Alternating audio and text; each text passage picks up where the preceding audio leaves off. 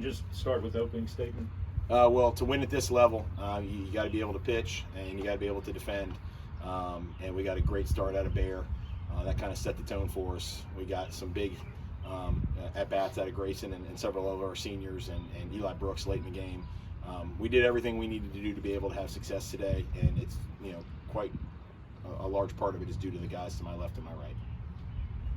Bere, can you talk about your approach to a team that we're not familiar with, that Macon's not played in the past, and just your approach to them? Well, I mean, basically just went out trying to throw strikes, trying to throw a lot of them. If they hit the ball, we got guys like Grayson to deal with it, so that was kind of my game plan.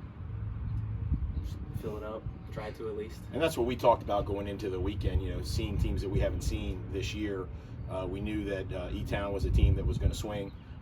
They had put up some really good offensive numbers over the course of the year, and we needed to get a lot of swings, and we needed to have them, being able to flood up the zone like Bere talked about, and he does that as well as anybody on our staff. He just did it, that much better and more effectively today.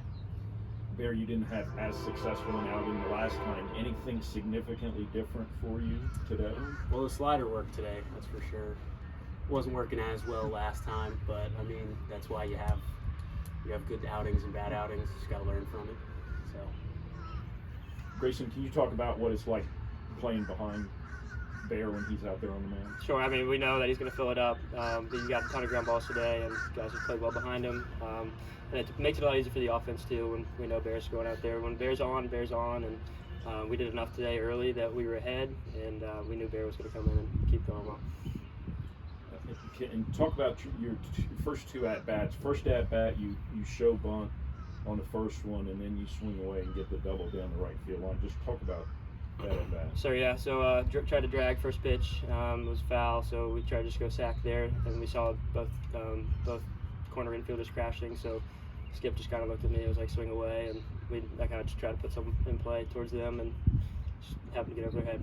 Really mature at-bat. It was a really mature at-bat because you just don't know what you're going to get in that situation when they're selling out for the bunt. He did a really, really good job. He was very mature. That's what you expect out of your seniors, especially this time of year.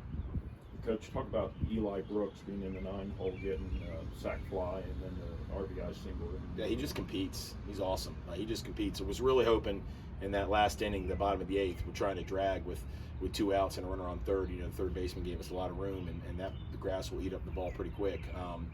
And I was pretty emotional because it was, he had a 1 strike on him, and we didn't get the bunt down. Then it was just about competing. And yeah, I mean, Eli's going to compete in every at bat. He could very easily be sitting right here with us right now. He gives us a lot of good positive swings when he's in the lineup for sure.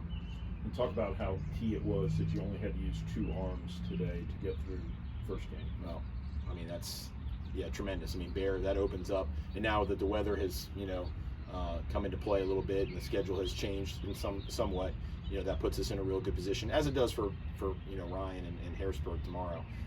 But it puts us in a good position to use more bullpen arms tomorrow.